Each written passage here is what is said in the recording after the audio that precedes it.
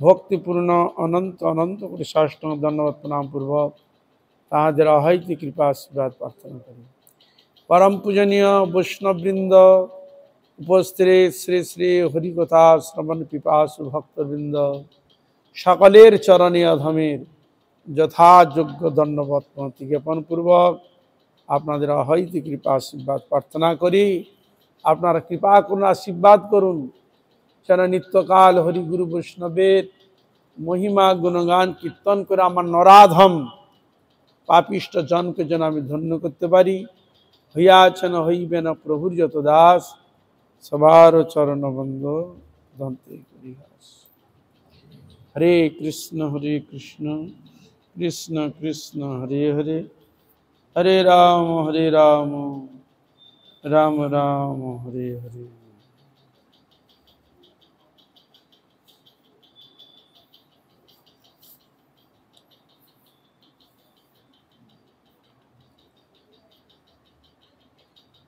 আমরা শ্রী গৌড়ীয় বৈষ্ণব তীর্থ দর্শন থেকে শ্রবণ করছি।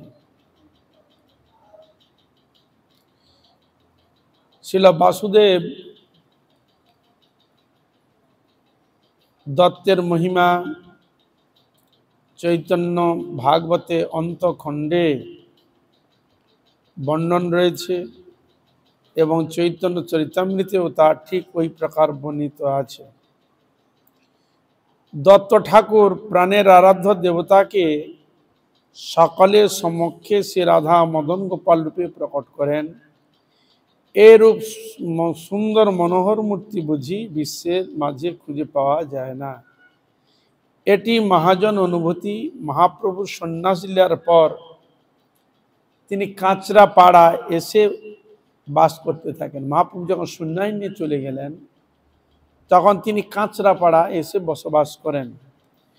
পরে নারায়ণী দেবীর উপরে এই সেবাভার অর্পিত হয়। এই নারায়ণী দেবীকে না চৈতন্য ভাগবতের প্রণয়ের কর্তা ছিল বৃন্দাবন দাস ঠাকুরের মা, অর্থাৎ শিবাস পণ্ডিতের পুত্রী। মিলন হরে কৃষ্ণ, শিবাস পণ্ডিতের ভাইয়ের কন্যা, তার নাম ছিল নারায়ণী দেবী। তারই সন্তান হচ্ছে বৃন্দাবন দাস, অর্থাৎ চৈতন্য ভাগবতের লেখক। তিনি হচ্ছেন নিত্যানন্দ প্রভুর শেষ শিষ্য, নিত্যানন্দ প্রভুর মন্ত্র শিষ্য শেষ।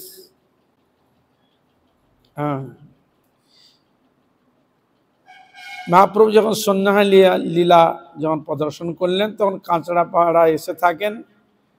পরে ওই বিগ্রহের সেবা পূজা নারায়ণী দেবীর উপরে এই ভার অর্পিত হয়। সেই বিগ্রহের শেষ সেবা মামগাছি গ্রামে কাদম্বিনী গুপ্তের দ্বারা চালিত হয়। পরে মামগাছিতে আসে, কাদম্বিনী গুপ্তের দ্বারা চালিত হয় বলে প্রাচীনের মুখে শোনা। প্রাচীন যারা রয়েছেন তারা বলেন। পরে ইনি শাক্ত ব্রাহ্মণ সেবায়িতের হাতে সেবাভার দিয়ে কাশিতে চলে যান। আবার এক শাক্ত ব্রাহ্মণের উপর ভার দিয়ে উনি আবার কাশিতে চলে যান।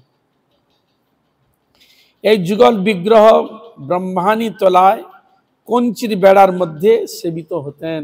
কঞ্চি, বাঁশের কঞ্চি বেড়া দিয়ে মন্দির করে সেখানে ঠাকুর সেবা হতো।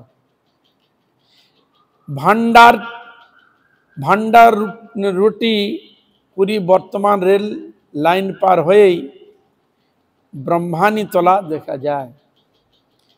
সাগর মহারাজ শিবক ব্রাহ্মণের কাছ থেকে শিব বিগ্রহকে চেয়ে নেন। তার এই সেবা পূজার অবস্থা দেখে ইনি চেয়ে নেন এবং আদরের সাথে সারঙ্গ মুরারি শ্রী পাটে সেবা স্থাপন করেন। সারঙ্গ মুরারির পাটে এই বিগ্রহ পুনরায় সেবা স্থাপন করেন। মামগাছিতে এই বাসুদেব দত্ত ঠাকুরের দেবালয়টি বেশাবতার ছিল বৃন্দাবন দাস ঠাকুর এবং তার মাতা নারায়ণী দেবীরও শ্রীপাঠ বলে বৈষ্ণব জগতের কাছে বিশেষ আদরণীয় স্থান। এ বিষয়ে দু চারটি কথা। অম্বিকায়া শশা যাসিত নাম শ্রী ললিকি শ্রী কলিম্বিকা কৃষ্ণ উচ্ছিষ্টং প্রভু জানাং সেয়ং নারায়ণী মতা। বলছেন অম্বিকায়া শশা যাসিত নাম শিল কিলিম্বিকা কৃষ্ণ উচ্ছিষ্টম প্রভু জানাং সেয়ং নারায়ণী মতা। ব্রজলীলায় অম্বিকা মাতার ভগ্নী ছিল কিলিম্বিকা। ব্রজলীলা যে অম্বিকা যে মাতা রয়েছে তার ভগ্নী হচ্ছে কিলিম্বিকা। কিলিম্বিকা যিনি শ্রীকৃষ্ণের অধরামৃত মানে উচ্ছিষ্ট প্রসাদ ভোজন করতেন। গৌরলীলা ইনি হচ্ছেন নারায়ণী দেবী, অর্থাৎ বৃন্দাবন দাস ঠাকুরের মা। ইনি হচ্ছেন কৃষ্ণলীলায় অম্বিকার মাতা ভগ্নী কিলিম্বিকা। উনি কি করতেন না, কৃষ্ণের অধরামৃত উচ্ছিষ্ট প্রসাদ গ্রহণ করতেন। তিনি পুনরায় গৌরাঙ্গ লীলায় নারায়ণী দেবী রূপে এসেছেন। তারা সাধারণ কি এরা? অসাধারণ ভগবানের পরিকরেরা, সেই নারায়ণী দেবী। তাই চৈতন্য মহাপ্রভুর উচ্ছিষ্ট ইনি গ্রহণ করেছিলেন ছোটবেলায় নারায়ণী দেবী। তাহলে ওখানে কৃষ্ণলীলার প্রসাদ পেলেন ছোটবেলায়, আর আমার মহাপ্রভুরও প্রসাদ পেলেন। নিদায় গৌর প্রেমানন্দ। বললেন হরিভজন হরি আরাধনা যদি করা যায়, প্রত্যেকটা জন্মে যদি জন্মগ্রহণ হয়েও থাকে, কোনো না কোনো ভক্তের মহাপ্রসাদ মহাপ্রসাদ পাওয়ার সৌভাগ্য হয়। কিন্তু হরিভজন যদি না করে, হরি আরাধনা যদি না করে, পশুবৎ জীবন ধাপন করে খেলাম দিলাম মজা লুটলাম, ব্যাস দেহ চলে গেল, তাতে কোনো লাভ হবে না। তাহলে হরিভজন হরি আরাধনা করলে ওই জন্মে যদি আমার শুধু মনুষ্য জন্ম কেন, ইতরও যদি জন্ম হয়, হরিগুরু বৈষ্ণবের প্রসাদ পাওয়ার সৌভাগ্য লাভ হয়। বুঝলেন? হরে কৃষ্ণা। প্রমাণ পাচ্ছি ভরত মহারাজ জড়ভরত হরিণ জন্ম পেলেন, যেহেতু সে সাধন করেছিল। কি প্রসাদ পেতেন? ওই মুনি ঋষিগণ প্রসাদ দিতেন, ভগবানের প্রসাদ। তারপরে ভক্ত হয়ে এলেন। বুঝতে পারলেন তো? হরি ভজন করলে আপনার লাভ ছাড়া লোকসান নেই। এই জন্য জীবনে সে কেউ বলে বাবা বৃদ্ধ হয়ে গেছি, কেউ বলে বৃদ্ধা হয়ে গেছে, আমার দ্বারা হবে না, এরকম নয়। যেটুকু প্রাণ আছে ধুক ধুক করে যতক্ষণ চলছে, ওইটুকু যদি কিছু করে যাও, অতই যত অনেক। বুঝা গেল? হরে কৃষ্ণা। সময় একদম নষ্ট করবে না। কি বৃদ্ধ কি বৃদ্ধা, যে বৃদ্ধ হয়ে গেছে বৃদ্ধা হয়েছে ভজন, তা নয়। অল্প বয়স থেকে 8 বছর থেকে ভজন করে আরম্ভ করা উচিত। হরিভজন হরি আরাধনা করা। শিবাস পণ্ডিতের বড় ভাই শ্রী নলিল পণ্ডিতের কন্যা শ্রীমতী নারায়ণী দেবী। বুঝলেন? শিবাস পণ্ডিতের কয়েকটি ভাই ছিল, তার মধ্যে বড় দাদার নাম হচ্ছে নলিল পণ্ডিত, তারই কন্যা হচ্ছে নারায়ণী দেবী। শৈশব থেকে ইনি পিতৃমাতৃ হারা হন। অল্প বয়সে পিতা মাতাকে হারিয়ে দিয়েছে। সংসারে হয় দেখি না, আপনারা কি বলবেন? হ্যাঁ, এত বড় ভক্ত, সেবার পিতা মাতাকে হারিয়ে বলল। এখন বর্তমান সংসারে একটা জিনিস দেখি, হ্যাঁ হ্যাঁ, আপনার হরিভজন করে আপনার কোনো রোগ হবে? আপনি কেন চোখে দেখতে পাবেন না? আপনি কেন পড়ে হাত ভাঙবেন? আমরা হরিভজন করি না, আমরা হরি আরাধনা করি, আমাদের হবে। আমরা হাসপাতাল পড় হবো, আমাদের ঠ্যাং ভাঙবে, পা ভাঙবে, অ্যাক্সিডেন্ট হবে, সব কিছু হবে। আপনাদের কেন হবে? কি হরে কৃষ্ণা। হ্যাঁ, আর ভগবানের ভজন করতে হবে, ঠাকুর আমাদের হাত না ভাঙে, পা যেন না ভাঙে। আমার যে কর্ম বিভক্ত আমাকে তো করতেই হবে, সেটা ঠাকুরের ঘাড়ে চাপাবো নাকি? বর্তমান বুজুর্গি জগতে এরকম এসে গেছে। এরকম অনেক সময় অনেক ভক্তকে কথা শুনতে হয়, বৃদ্ধ বা বিদ্যা যারা হয়ে গেছেন, কোনো কালক্রমে হয়তো কিছু ঘটে গেছে, তখন তারা এরকম ধরনের কথা বলে। এটা বলা উচিত নয়। তাহলে ইনি শৈশবে পিতা এবং মাতাকে হারান, তখন শিবাস পণ্ডিতের কাছে পালিত হতে থাকেন। তাহলে বাবা মার যদি নাই থাকে তাকে কে দেখভাল করবে? তাই কাকা তাকে দেখভাল করলেন। অর্থাৎ শ্রীবাস পণ্ডিত এ মাহারা নারায়ণী দেবীকে, পিতৃমাতৃহারা দেবীকে ইনি লালন পালন করে বড় করেন। আর মহাপ্রভু এখানে আসতেন শ্রীবাস পণ্ডিতের বাড়িতে, তার কত সুযোগ পেয়েছে বলে তুমি। হ্যাঁ, পিতামাতা ওই থাকতে হয়তো অন্য জায়গায় ওদের চলে যেত, কিন্তু মহাপ্রভুর সান্নিধ্য লাভ করা এটা সুযোগ হতো কি? এ জগতে দেখতে পাই হয়তো অনেক মুশগুল করে থেকেছে, সাধন ভজন করার সুযোগ পায়নি, যে কোনো কারণবশত অঘটন ঘটে গেছে, দেখা গেল কোনো ভক্তের সান্নিধ্যে থেকে হরিভজন করছেন, প্রসাদ ভোজি গোবিন্দের ভজনে নিযুক্ত হয়েছেন, তার জীবনটা যথার্থ সার্থক হয়েছে কিনা বলো দেখি। হ্যাঁ, সুবর্ণ সুযোগ পেয়েছে, তো ভগবান কার মধ্যে কাকে দিয়ে কি করবেন এটা হচ্ছে তার ব্যাপার। তার জীবনে তো ওইটাই ছিল, এরকম আসবে, তাকে এই সুযোগ তিনি দিবেন। তাহলে ভগবান যেটা করেন আমাদের মঙ্গলের জন্য করেন না খারাপের জন্য করেন? বলুন, আমরা মানে খারাপের জন্য করি, ভালোর জন্য করি না। আমরা, আমাদের ভুল হতে পারে, কিন্তু ভগবানের কোনো ভুল নাই। ভগবান যা করেন মঙ্গলের জন্য। হাতটাও যদি ভাঙে, পাটাও যদি ভাঙে, বোবাও যদি আমি হয়ে যাই, আমার কর্ম অনুযায়ী আমাকে তিনি ফল দিয়েও দিয়ে যায়, সেটা আমার ভালোর জন্যই করে থাকেন বলে যায়। বুঝা গেল? হরে কৃষ্ণ। ভগবান যা করেন মঙ্গলের জন্য, এটা সবসময় মনে রাখবেন। শ্রীবাস পণ্ডিতের গৃহে আজ শৈশব তার ভক্তি প্রাপ্তির শুভ সৌভাগ্য হয়েছিল। এখানে বলছেন নারায়ণী দেবীর এই শ্রীবাস পণ্ডিতের গিয়ে আজ শৈশব তার ভক্তি প্রাপ্তির শুভ সৌভাগ্য হয়েছিল। এই জন্য ভক্ত সঙ্গ না করলে, সৎসঙ্গ না করলে ভিতরে হরিভক্তি ভজন করার পিপাসা জাগবে না। বুঝা গেল? হরে কৃষ্ণ। ভক্তিস্তু ভগবত ভক্ত সঙ্গেন পরিজায়তে। ভক্ত সঙ্গ না হলে ভক্তি জাগ্রত হয় না, হরিভজন করা প্রবৃত্তি জাগবে না। লৌকিক দৃষ্টিতে দেখা যাচ্ছে স্কুল যাচ্ছে ছেলেপুলেরা, ছোট ছেলে, সে বলে আমি যাব, তার প্রেরণা কে? ওই যে যাচ্ছে, ঠিক না? সেরকম হরিভজন করার তো আমাদের প্রবৃত্তি নাই।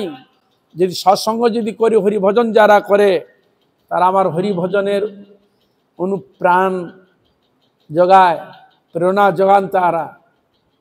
কি? হরে কৃষ্ণ। হ্যাঁ, তাহলে সেটা ভালো কিনা খারাপ? বরং হরিভজন করলে, সৎসঙ্গ করলে আপনার দুই দিকে লাভ, কি জাগতিক কি পারমার্থিক, দুটোই আপনি লাভবান হবে। কিন্তু হরিভজন, হরি আরাধনা যদি না করেন, একদিকে করলেন হরিভজন করলেন না, সেটা আপনার লোকসান ছাড়া লাভ হলো না। সেই বুদ্ধিমান। এই জন্য বলা সেই যেই জন কৃষ্ণ ভজে সে বড় চতুর বলা হয়েছে। হরিভজন কারীকে ব্যক্তি চতুর বলা হয়েছে। আরাধনা করে না এমন ব্যক্তিকে চতুর বলা হয় নাই। যেই জন কৃষ্ণ ভজে সে বড় চতুর। কৃষ্ণ নাম হরি নাম বড়ই মধুর। যেই জন কৃষ্ণ ভজে সে বড় চতুর। তিনি হচ্ছেন চতুর ব্যক্তি। ভয় বস্তুকে তিনি রেখেছেন, বোঝায় মঙ্গলের দ্বার খোলা থাকলো।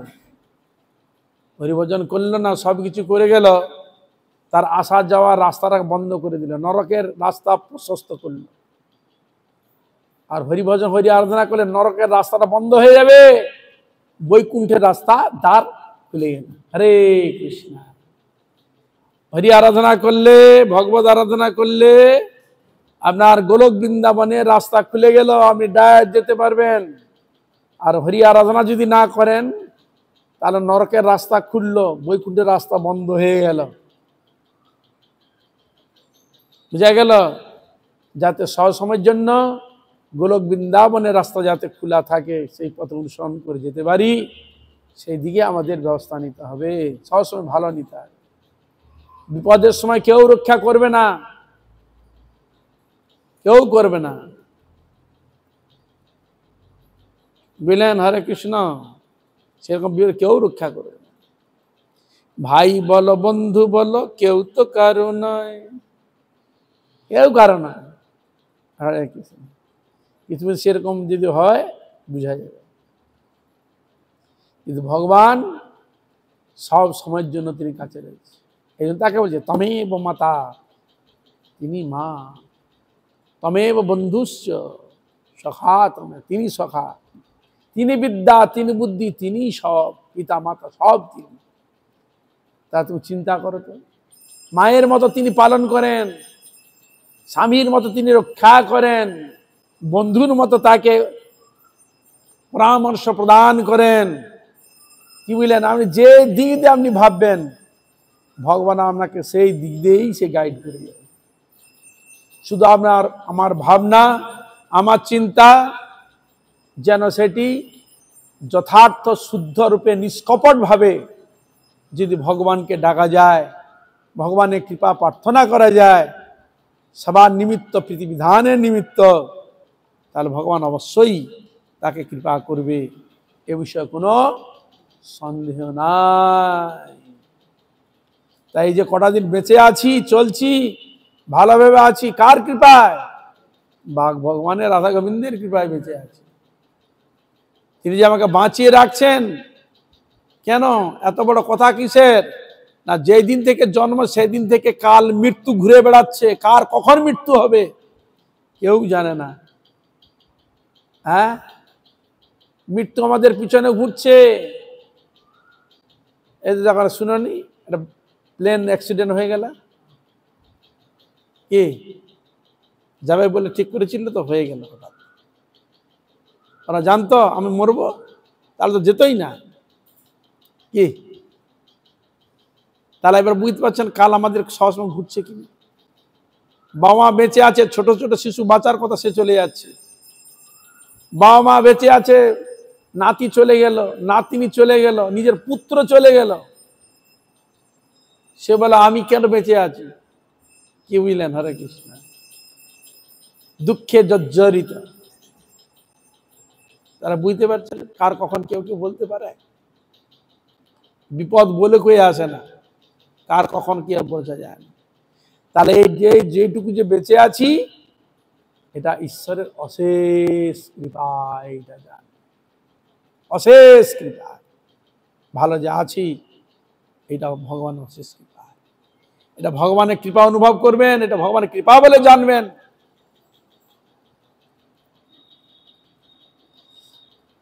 তাই এই শ্রীবাস পণ্ডিতের কাছে আর শৈশবকাল থেকে ভক্তি সৌভাগ্য লাভ করেছিলেন। মহাপ্রভুর নির্দেশে মাত্র 4 বছর বয়সে কৃষ্ণ বলে কেঁদেছিল। মহাপ্রভু যখন শ্রীবাস পণ্ডিতের বাড়িতে এলেন তখন নারায়ণী দেবীর বয়স হচ্ছে 4 বছর। ক বছর? 4 বছর শিশু। হরে কৃষ্ণ। মহাপ্রভু নারায়ণী দেবীকে বলছে, মা তুমি কৃষ্ণ বলে কাঁদো তো দেখি, কৃষ্ণ বলো। হ্যাঁ, তিনি কৃষ্ণ কৃষ্ণ বলে ক্রন্দন করেছিলেন।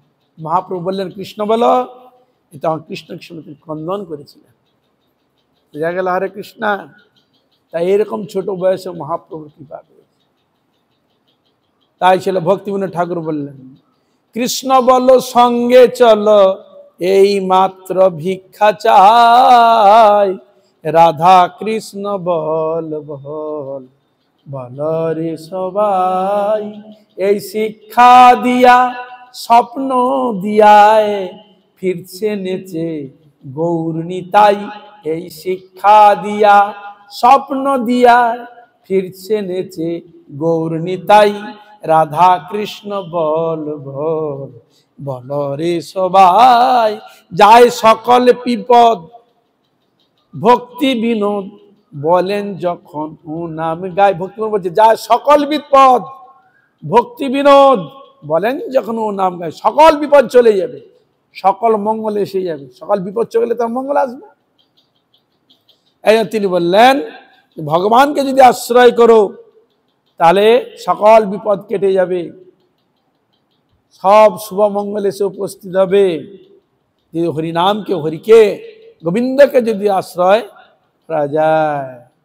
তাই এখানে বললেন মহাপ্রভু নির্দেশে মাত্র 4 বছর বয়সে কৃষ্ণ বলে কেঁদেছিল। তৎকালীন প্রথা অনুযায়ী অতি অল্প বয়সেই কুমারহট্ট নিবাসী সজ্জন ব্রাহ্মণ সন্তান বৈকুণ্ঠ দাসের সাথে তার বিয়ে হয়। নারায়ণ দেবী তখন ছিল বিয়ে অল্প বয়সে। আপনার কত বছর বিয়ে দেখেছেন? দেখেছেন বলুন, প্র্যাকটিক্যাল কত বছর মেয়ে বা ছেলের বিয়ে হয়েছে দেখেছেন? আপনার পুরনো লোক বলুন তো, দেখেছেন কত কত বছর দেখেছেন? 11। আচ্ছা, আর আর আপনারা যে আছেন কত বছর দেখেছেন? হ্যাঁ, আমি দেখেছি 10 বছর। 10 বছর মেয়ে, গ্রামের মেয়ে, ছেলেটা মনে হয় 10 কি 15 বছর হবে।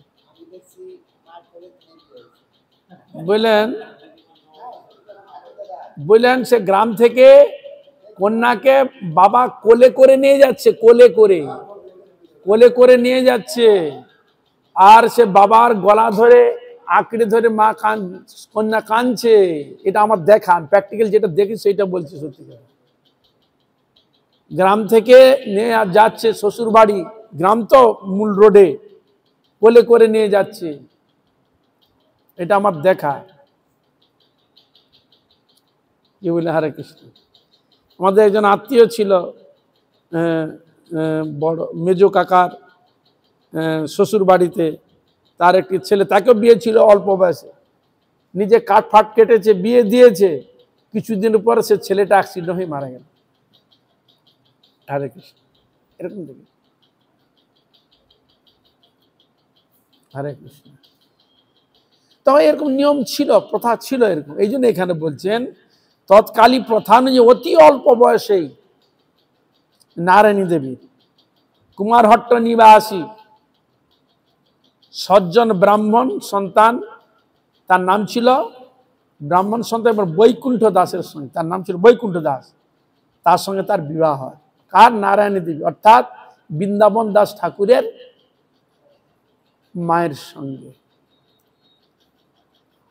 এ বিষয়ে শাস্ত্রের বর্ণন দিচ্ছে। গ্রন্থটির নাম হচ্ছে প্রেম বিলাস। মতে প্রাপ্ত বয়স্কা নারায়ণী মায়ের গর্ভে বেশাবতারে অবস্থানকালে পিতার পরলোক গমন হয়। প্রেম বিলাসের মতে বলছেন নারায়ণী দেবীর গর্ভে বৃন্দাবন দাস ঠাকুর রয়েছেন। সেই সময় তার স্বামীর পরলোকগত হয়। বৃন্দাবন দাস যবে আছিলে গর্ভে, তার পিতা বৈকুণ্ঠ দাস চলিলেন স্বর্গে। এই পেয়ারটা প্রেম বিলাস দিয়েছে। কি বললেন? হরে কৃষ্ণ। বৃন্দাবন দাস যবে আছিলেন গর্ভে, মানে গর্ভে যখন আছে ছিলেন, তার পিতা বৈকুণ্ঠ দাস, ওনার পিতা না বৈকুণ্ঠ দাস, চলিলেন স্বর্গে, মানে দেহ রাখলেন। এরকম অনেকের হয়েছে ঘটনা। আমার জীবনের ঘটনা তো, আমি তো 6 মাসের শিশু, আমি বাবাকে দেখিনি। কি বুঝলেন? 6 মাসের শিশু আমি, বাবাকে জানি? কি বুঝলেন? হরে কৃষ্ণ। বলছে অন্নপ্রাশন হবে, বাবা চলে গেলেন। কি দেখেছি বাবা? ভগবানের অশেষ কৃপা, মায়েদের অশেষ স্নেহতে আজ আপনাদের সামনে। এরকম অনেকে দেখা গিয়েছে জীবনে, এরকম অনেকে দেখা গিয়েছে। প্রেম বিলাস মতে কোনো সংশয় থাকে না, এখানে কোনো সংশয় করবে না, লেখা রয়েছে। বৃন্দাবন দাস ঠাকুরের জন্ম সম্বন্ধে আর একটি ইতিবৃত্ত বহু প্রচারিত, আর একটি ঘটনা রয়েছে। উপরন্তু শ্রীপাঠ দেনুর থেকে বেদব্যাসী বৃন্দাবন নামে পুস্তকটি সেই মতো পোষণ করে। বেদব্যাসী বৃন্দাবন, এখানে বলছেন, ওখানে প্রমাণও দিচ্ছেন কৃষ্ণলীলার ব্যাস বেদব্যাস, আর চৈতন্য লীলার ব্যাস বৃন্দাবন দাস। তাহলে কি প্রমাণ পাওয়া গেল? না, প্রমাণ এটাই পাওয়া যাচ্ছে যে যেই কৃষ্ণ দ্বৈপায়ন বেদব্যাস, যিনি কৃষ্ণলীলা বেদ আদিকে বিভাগ করেছেন, বহু শাস্ত্রকে প্রণয়ন করেছেন, তিনি আবার কলিযুগে মহাপ্রভু লীলাকে প্রকাশ করার জন্য তিনি বৃন্দাবন দাস ঠাকুর রূপে এসেছিলেন। কে এসেছিলেন? কৃষ্ণ দ্বৈপায়ন বেদব্যাস। কি নামে এলেন? বৃন্দাবন দাস ঠাকুর নামে। সাধারণ, সেই জন্য এটি অপ্রামাণিক বলে অস্বীকার করা যায় না। বৈষ্ণব শাস্ত্রে নারায়ণী দেবী মহাপ্রভুর আলবাটি বলে খ্যাত। বৈষ্ণব শাস্ত্রে এই নারায়ণী দেবীকে বলা হয়েছে মহাপ্রভুর আলবাটি বলে খ্যাত। মহাপ্রভু অনেক সময় কিছু জিনিস খেতেন, তো ওনার মুখে দিতেন। যে ছোট বাচ্চা কোলে থাকলে অনেক সময় আমরা দেখি, তদানীন্তন সময় প্রায় বেশিরভাগ দেখা তো পান এটা ওটা টুকি টেকি খেতেন। সন্তান যখন কোলে নিয়েছে, সে মার দিকে তাকাচ্ছে, খাবে খাবে, মুখে হাত দিচ্ছে, মা তখন কি করতেন? একটু চিবিয়ে নিয়ে মুখে দিয়ে দিতেন। হরে কৃষ্ণ। না, ছোট শিশুকে এগুলো তো আমরা দেখেছি। হ্যাঁ, চৈতন্য মহাপ্রভু কিছু আস্বাদন করে সেবা করেছিলেন। প্রভু কৃপা করে এই ভাগবতীকে চর্বিত তাম্বুল প্রসাদ দান করেন। তাম্বুল চবন করছিলেন, ও না দেব তো ছোট, তো চবন করে মুখে দেন, তাহলে মহাপ্রভুর উচ্ছিষ্ট প্রসাদ পেয়ে গেলেন। ব্রহ্মাদি দেব যারে ধ্যানে নাহি পায়, সে হরি বঞ্চিত হলে কি হবে উপায়। ব্রহ্মাদি দেবগণ তার ধ্যান করে তার ইয়ত্তা খুঁজে পায় না। হ্যাঁ, তার প্রসাদ পাওয়া তো দূরের কথা, দর্শন পাওয়া তো দূরের কথা, কিন্তু এখানেই নেই, সবকিছু পেয়েই গেল। আমাদের মহাপ্রভুর লীলাতে আমরা কি আরতি হয় না? বসে আছেন গোরাচান রত্ন সিংহাসনে, আরতি করেন ব্রহ্মা আদি দেবগণে। দেবতাগণ আরতি করে। বিশেষ কৃপা তো আরতি করার যে সৌভাগ্য, যে যোগ্যতা, এ ভগবানের অশেষ কৃপা যেগুলো সম্ভব হয়। যারা ব্রহ্মা শিব নারদ যে প্রসাদ পাওয়ার জন্য লালায়িত পায় না, আর সেই মহাপ্রভুর প্রসাদ পেয়ে গেলেন কে? এই নারায়ণী দেবী। এই জন্য আর সৌভাগ্যের কথা কি বলবেন? এদের নাম কীর্তন করলে, শ্রবণ করলেই আমাদের ভক্তিবৃত্তি জাগ্রত হয়, এ বিষয়ে কোনো সন্দেহ নেই। এই বললেন চৈতন্য মহাপ্রভু কৃপা করে এই ভাগ্যবতীকে চর্বিত তাম্বুল প্রসাদ দান করেন। তাহলে সাধারণ কোন ভাগ্যবতী? তাহলে মানে মহাভাগ্যবান না হলে গুরু কৃষ্ণ প্রসাদ, ভগবানের প্রসাদ পাওয়ার সৌভাগ্য হয় না। মহামা সৌভাগ্যবান চাই। তাহলে আমাদের যদি মহাভাগ্যবান হতে হয়, এরকম মহাভাগ্যবানের এদের কথা শ্রবণ করতে হবে, কানে নিতে হবে, হৃদয় স্পর্শ করতে হবে। তা ওনাদের কৃপা যদি কিছু আমাদের হৃদয়ে লাভ হয়, তবে সম্ভব।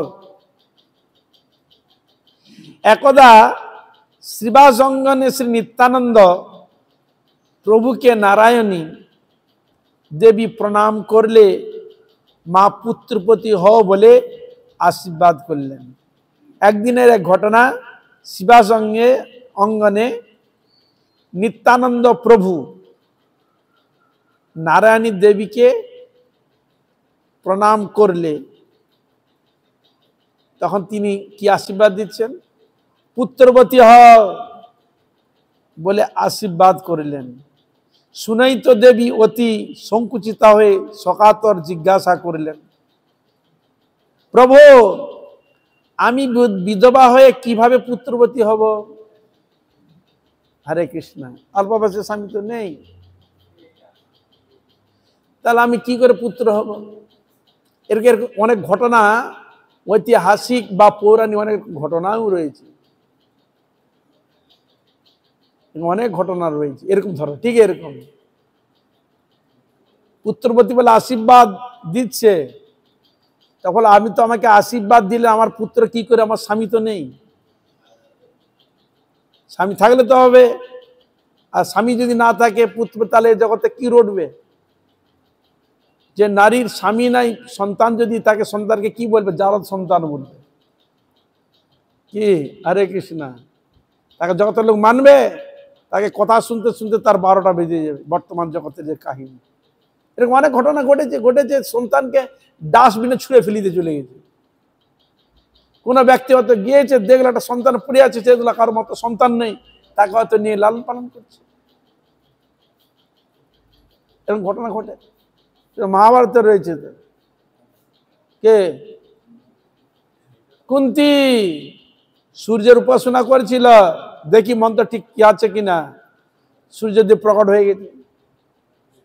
তখন লজ্জায় পড়ে গেছে, কি চাও মা? বলে না, তুমি তো যেটা চেয়েছো আমার কথা তো সেটা হবে না, তোমার সন্তান, ওই তোমার সন্তান হয়ে গেল।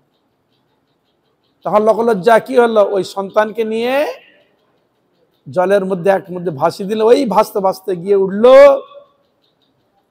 তখন ওই রাধে, ওই সে তিনি সান্তানাদি করতে দেখতে পেয়েছে, ওই সন্তানকে নিয়ে এসে কর্ণকে, ওই নাম হলো কর্ণ, ওই তাকে লালন পালন করে। রাধা ছিল, এর নাম হলো রাধেয়। কুন্তী নন্দন নামে পরিচিত হলেন না, নাম হলে রাধেয় না। কি হরে কৃষ্ণ, অনেক ঘটনা দেখা যায়। যা এখানে এবার কি হয়েছে শুনুন। শুনেই তো দেবী অতি সংকুচিত হয়ে সকাতে জিজ্ঞাসা করলে, আশীর্বাদ তো দিয়েছে যে পুত্রবতী ভব, পুত্র হোক। তখন তিনি বললেন, জিজ্ঞাসা করলেন, প্রভু আমি বিধবা হয়ে কিভাবে পুত্রবতী হব? এ আপনি কেমন বর দিলেন? শুনে সর্বসমর্থবান শ্রী নিত্যানন্দ প্রভু প্রত্যুত্তরে বললেন, বৎসে ভয় করো না, তুমি অসতী হবে না।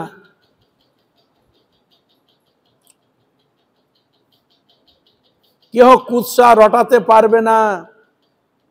আমার বাক্যে বিশ্বাস রাখো, মহাপ্রভুর ভুক্তাবশেষ ভজনে তোমার গর্ভ সঞ্চার হবে। গর্ভ সঞ্চার কি করে হবে? ওই যে বলে দিলেন, ওই যে তাম্বুল দিলেন, সে তাম্বুল দ্বারা গর্ভ সঞ্চারিত। তাহলে মহাপ্রভুর কৃপা শক্তি রূপে সঞ্চারিত হয়ে এলেন। আমরা ব্যাসদেবকে দেখতে পাচ্ছি, কার সাধন ভজন শক্তি বল? ব্যাসদেব। পিতার নাম কি ছিল? পরাশর।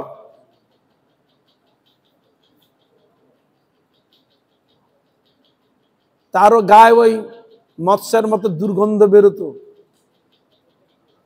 তাকে বলে, তুমি চিন্তা করো না, তুমি রূপসীও হবে এবং তোমার অঙ্গে পদ্মগন্ধ প্রকাশিত হবে, আর তুমি সৌভাগ্যবতী হয়ে জগতে বিরাজ করবে।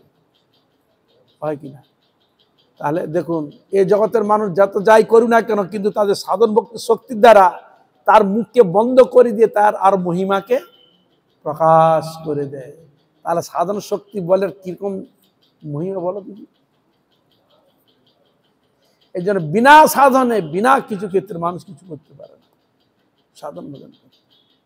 তাহলে এখানে নিত্যানন্দ প্রভু তাকে আশীর্বাদ করলেন, তোমার কোনো চিন্তা নাই, সন্তান হবে, আর সেই সন্তান ব্যাসতুল্য গুণাবলী অধিকারী হবে।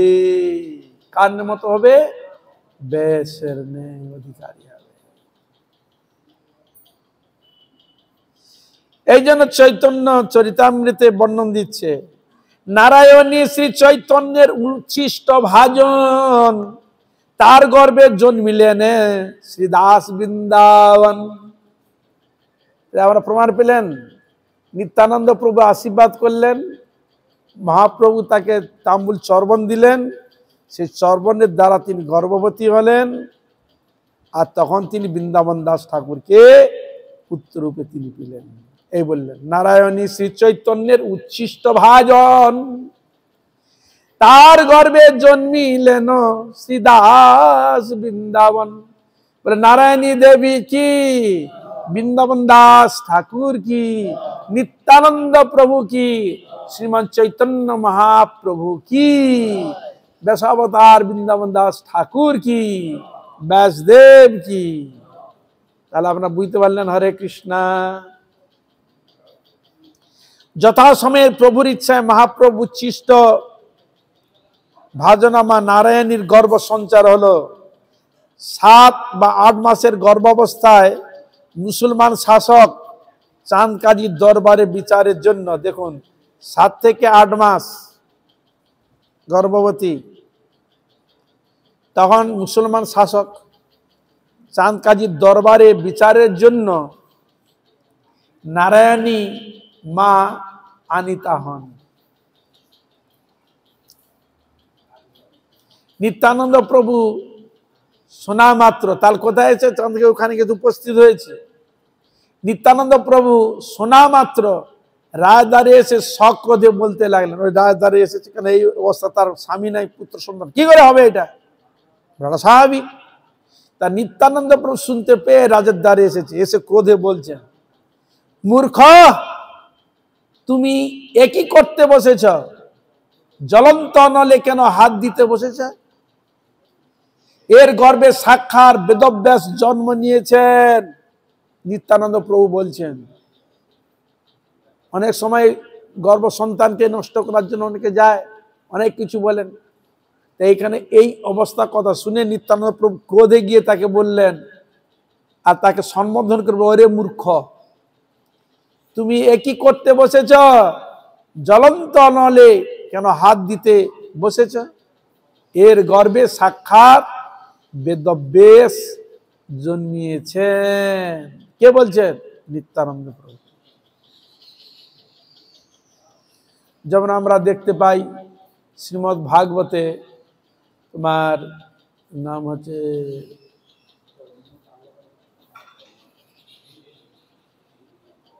প্রহ্লাদ মহারাজ, প্রহ্লাদ মাতৃ গর্ভে ছিল, তাকে মারার জন্য নিয়ে গিয়েছিল কে? ইন্দ্র। তখন হিরণ্যকশিপু তপস্যা করতে গিয়েছে, তাহলে এখন ওই অসুর নেই এখানে, তাহলে ফাঁকা, স্ত্রী গর্ভবতী, তাহলে স্ত্রীকে যদি নিয়ে যায় তার বাবার থেকে ছেলে বেশি আর উৎপটাং হয়, আর তার আগে গর্ভে থেকে সন্তানকে মেরে দেওয়া ভালো। এই জন্য ছলে বলে কৌশলে নিয়ে গেছিল। আর রাস্তায় দেখা হলে নারদের সঙ্গে, আরে কি করছো তুমি, অপরের স্ত্রীকে তুমি হরণ করে নিয়ে যাচ্ছ, গর্ভবতী স্ত্রীকে, কিসের জন্য? বলে আমার মানে অভিসন্ধি বলতে খারাপ নয়, এই পেটের মধ্যে সন্তানকে আমি নষ্ট করার জন্য নিয়ে যাচ্ছি। বলে কেন? ওর বাবা যেরকম আমাদের স্বর্গরাজ্য থেকে তাড়িয়েছে, না জানি এ আবার জন্মগ্রহণ করে আমাকে তাড়াবে, আমাদের আবার রাজ্যচ্যুত করবে, এই জন্য তার আগে একেও মেরে দিতে চাই। তখন তিনি বলেছিলেন, এর গর্ভে যে সন্তান আছে তোমাদের অনুকূলে, মানে তোমাদের হেল্প করবে, তোমাদের বন্ধু হবে, আর এক এক কারো ক্ষমতা নেই তাকে মারতে পারে। নিতাই গৌর প্রেমানন্দ। কি বললেন? হরে কৃষ্ণ।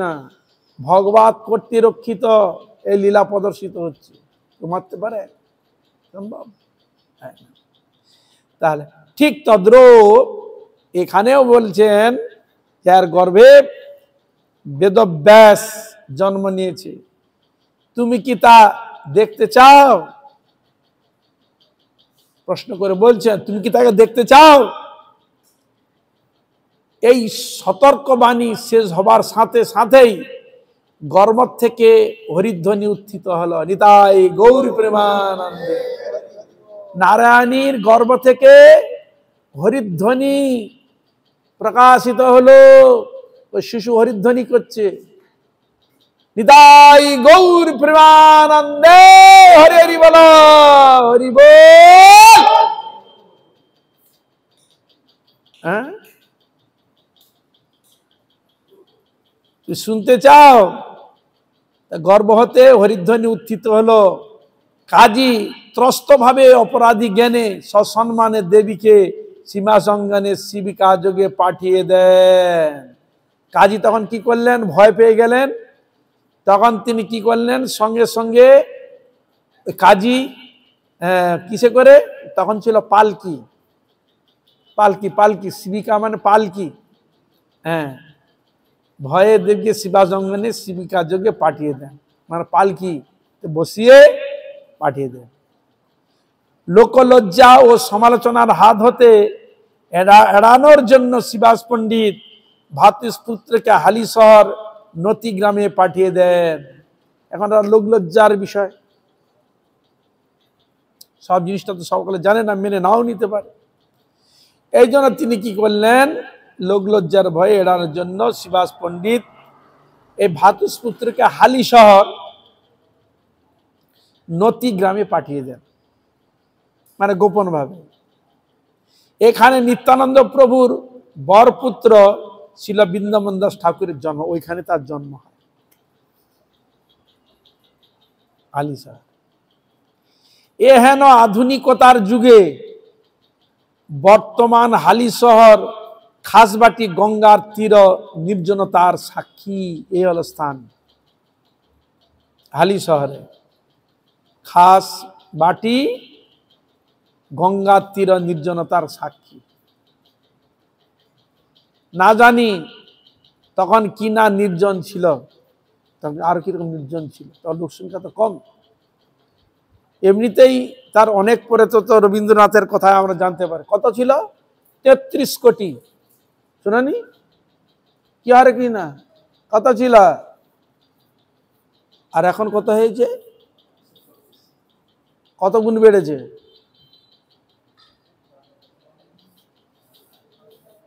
হরে কৃষ্ণ। তাহলে এরপর কত গুণ বাড়বে চিন্তা করবেন। ওই গায়ে গায়ে ঠেস দিয়ে ঠেস চলতে হবে, খাওয়ার আর জিনিস পাবেন না, শোয়ারও জায়গা। এখন এই জন্য হয়েছে একটা ঘর, তার মধ্যে 30 তলা 40 তলা করে এক একটার মধ্যে রয়েছে। তাই এতগুলো লোক যদি এরকম একটা করে জায়গা নিয়ে যদি তার কত জায়গা লাগবে, এখন ফ্ল্যাট বানিয়ে তার মধ্যে বাস করছে, অত দরকার বা ইঁদুরের মতো গর্ত করে থাকতে হবে, এমনও সময় আসবে।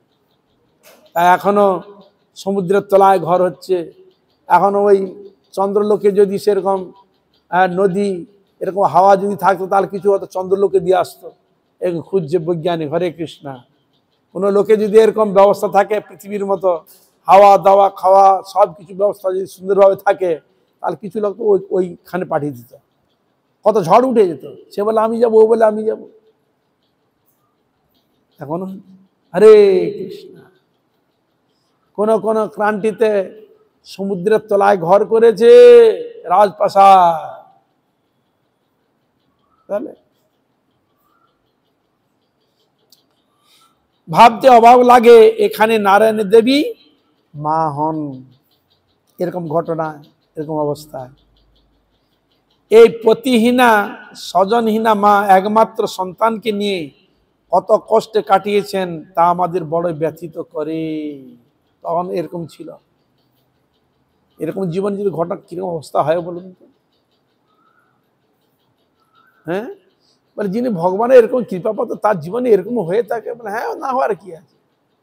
ভগবান লীলা করার জন্য, সহনশীল হওয়ার জন্য। তা না হলে তুমি দেখো না, কংসের কারাগারের মধ্যে কংস যে ঢুকিয়ে দিয়েছে, সেই কারাগারের মধ্যে ভগবান আসছেন। কি কংস কংস বসুদেব দেবকীকে ভালো রেখেছিল, কষ্ট কম দিয়েছে তাকে। হ্যাঁ, শিকল শিকল দিয়ে হাতে পায়ে বেড়ি বাঁধা, তালা দেওয়ার মধ্যে আবার কত লোক তাকে পাহাড় দেওয়ার জন্য রেখেছে। তাহলে আপনি কি বলবেন, এ হলো ভগবান? হ্যাঁ, তাহলে এত এর মধ্যে থাকা সত্ত্বেও তিনি ভগবানকে ভুলেন নাই। কিন্তু আমরা ভগবানকে এত সুখে থাকতে ভগবানকে ভুলে যাই।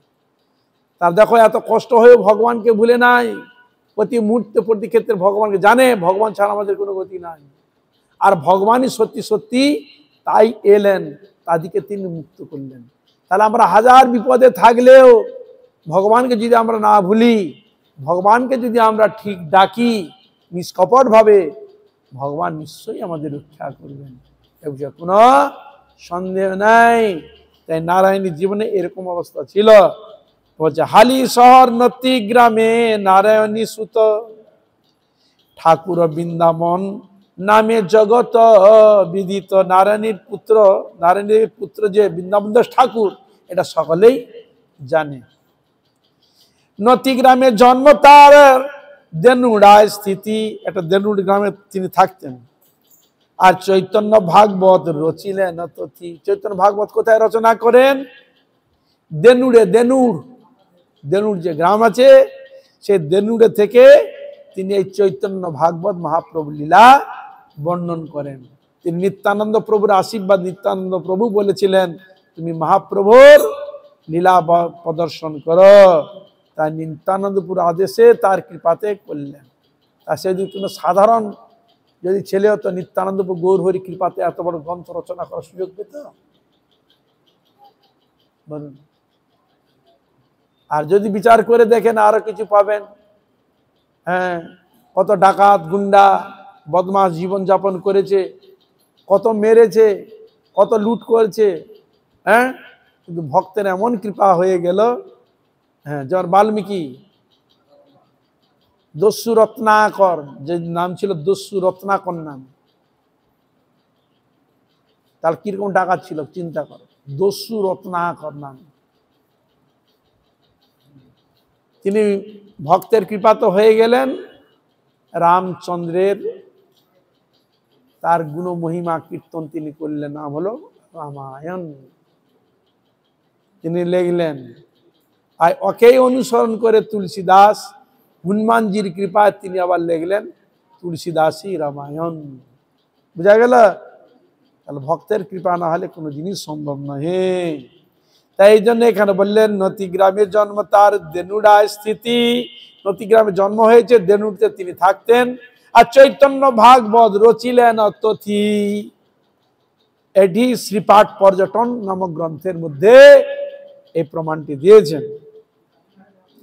এখানে বেশাবতার স্বীয় মাতার সাথে 5 বছর পর্যন্ত বাস করেন। কত বছর? 5 বছর পর্যন্ত বাস করেন। তারপর মামগাছিতে, বর্তমান জামনগরে, জামনগর মানে জামনগর নাম হলো কেন? জন্নু ঋষি তপস্যার স্থান। বুঝা গেল? হরে কৃষ্ণ। নাম হলো জামনগর, জন্নু ঋষির তপস্যা স্থান।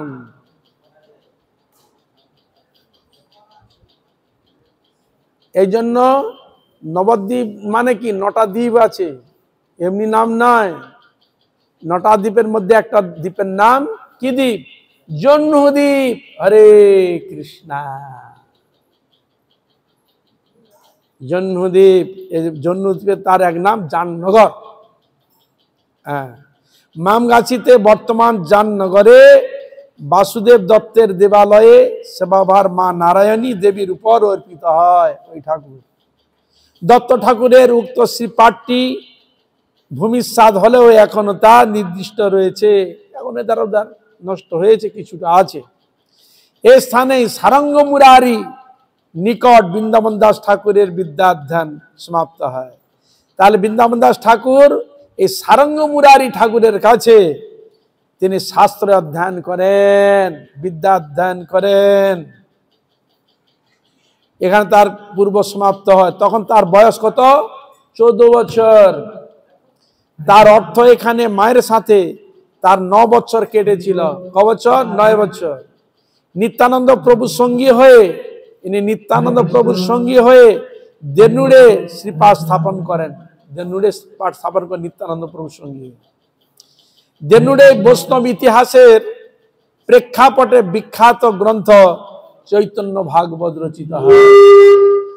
বাঞ্ছা কল্পতরুভ্যশ্চ কৃপা সিন্ধু হয়েবচ পতিতানাং পাবনেভ্যো সর্ব বৈষ্ণব বৈষ্ণবভ্যো নমঃ। আপনার কৃপা করুন, আশীর্বাদ করুন, যেন এইভাবে হরিগুরু বৈষ্ণবের মহিমা গুণগান কীর্তন করে আমার নরাধম পাপিষ্ঠ জনকে যেন ধন্য করতে পারি। হইয়াছেন হইবেন প্রভু যত দাস, সবার চরণ বন্ধু, সকলের চরণে আমার দণ্ডবত। হরে কৃষ্ণ कृष्णा कृष्णा हरे हरे हरे राम राम राम हरे हरे। सबाई बोलो हरे कृष्णा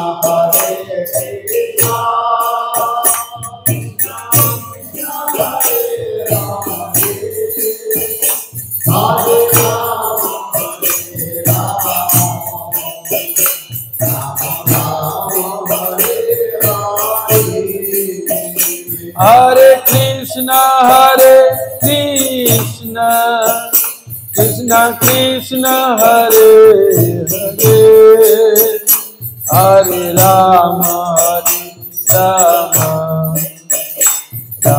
राम हरे हरे।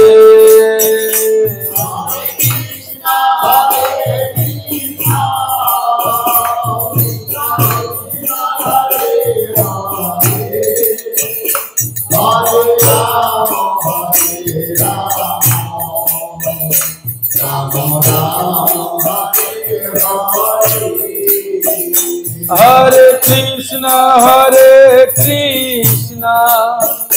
कृष्णा कृष्णा हरे हरे हरे राम राम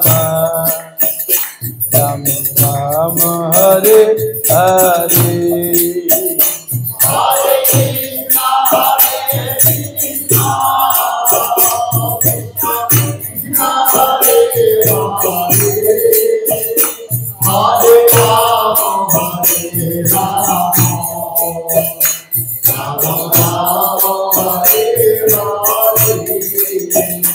हरे कृष्णा कृष्णा कृष्णा हरे हरे हरे राम राम राम हरे हरे।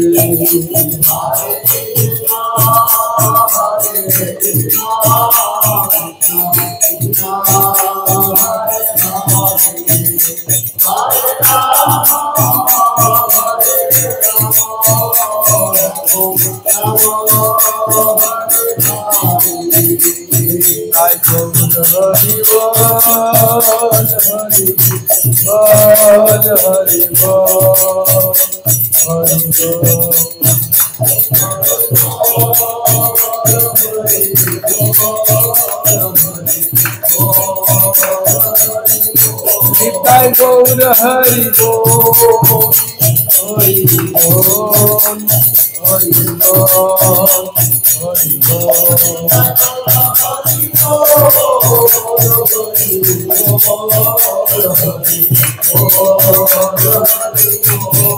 बोल हरि बोल हरि